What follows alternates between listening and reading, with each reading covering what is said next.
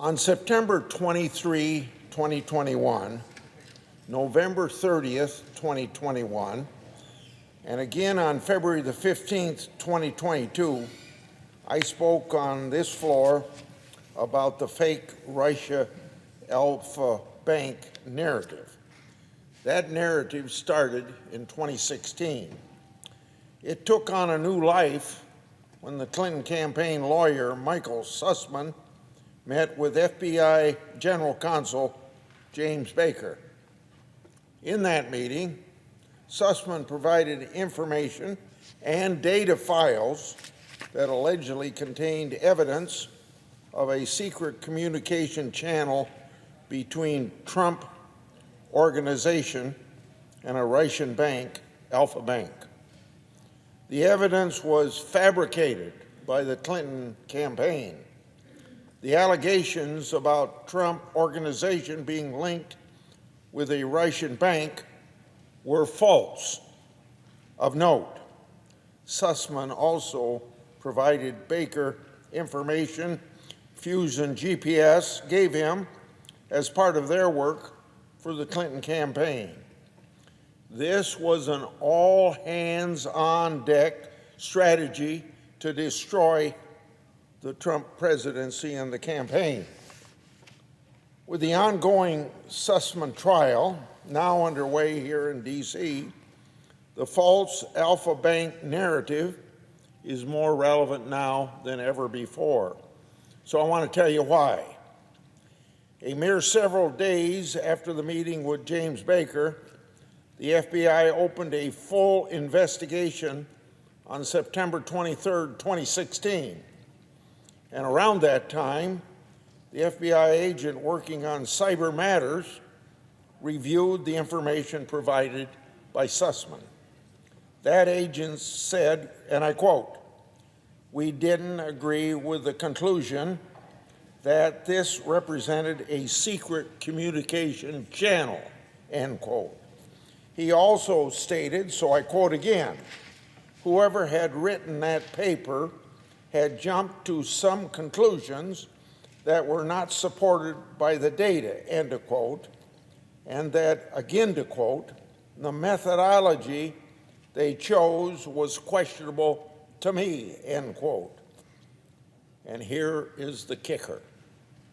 Quote, "I didn't feel that they were objective in the conclusions that they came to.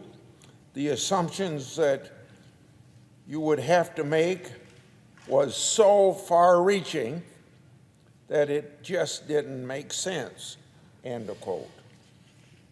So last Friday in courtroom, Robbie Moak, Hillary Clinton's campaign manager, testified that Hillary Clinton was asked about the plan to share this fake information with the media. Hillary Clinton approved that plan. Jake Sullivan was involved in that decision as well. He's, of course, as we know, President Clinton's national security advisor. The Clinton campaign fabricated evidence trying to connect Trump to Florida. They fed it to the media to start a years-long wildfire of false allegations. They fed it to the FBI to trigger federal investigation into their opposing candidate. I've said it before, say it again. The Clinton campaign was the conspiracy. And it was a big bag of dirty tricks. This false Alpha Bank information eventually landed with the media outlet Slate, which ran an article on January 31st, 2016.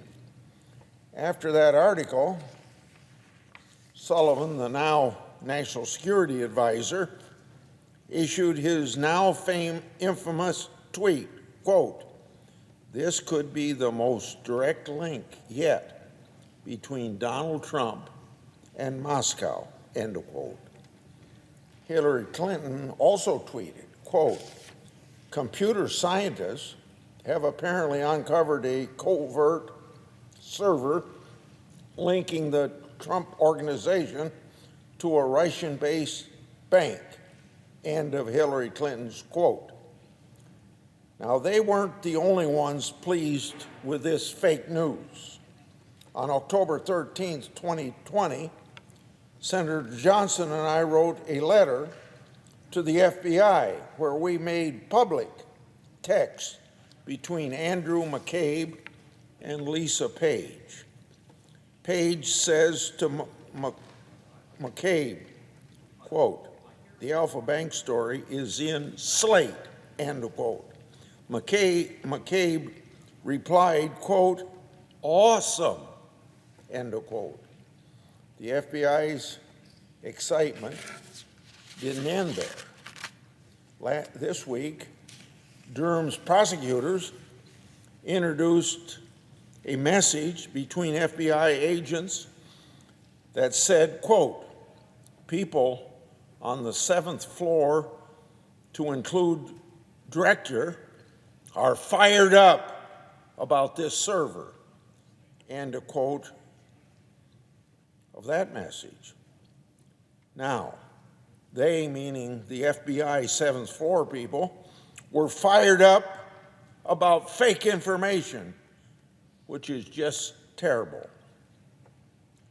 The FBI's job is really to get fired up about fake information.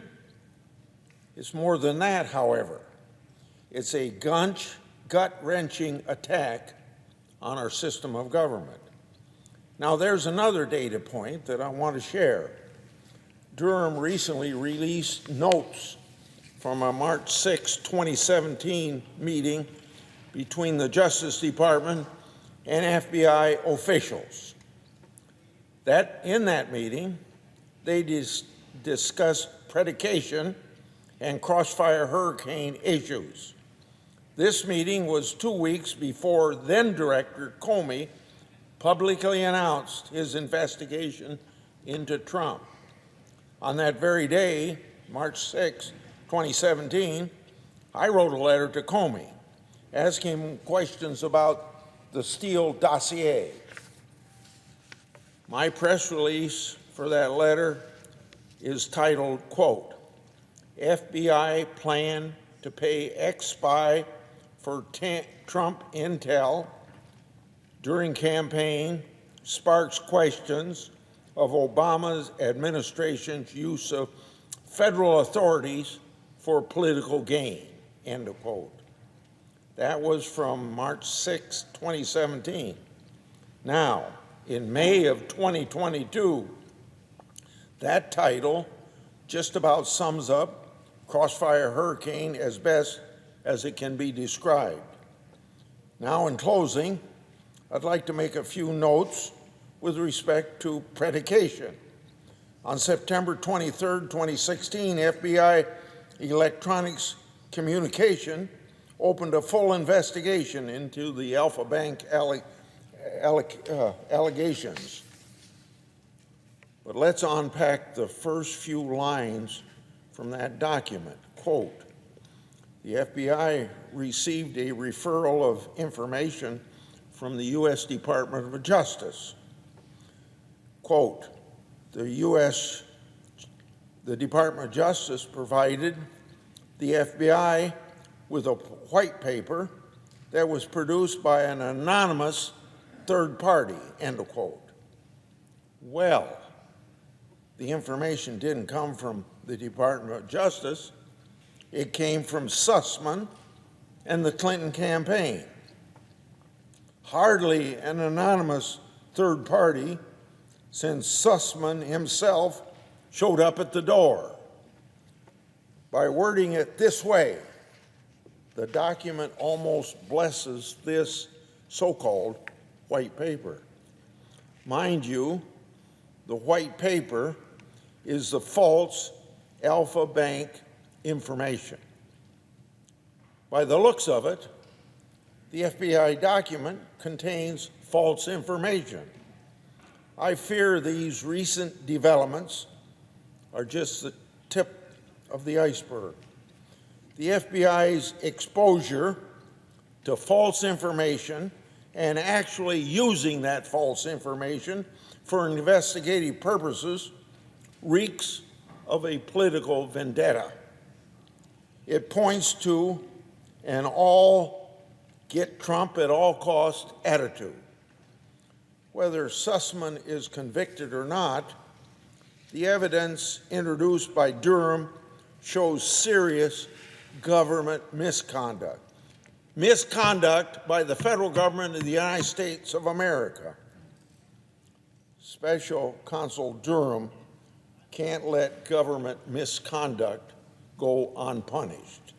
I yield.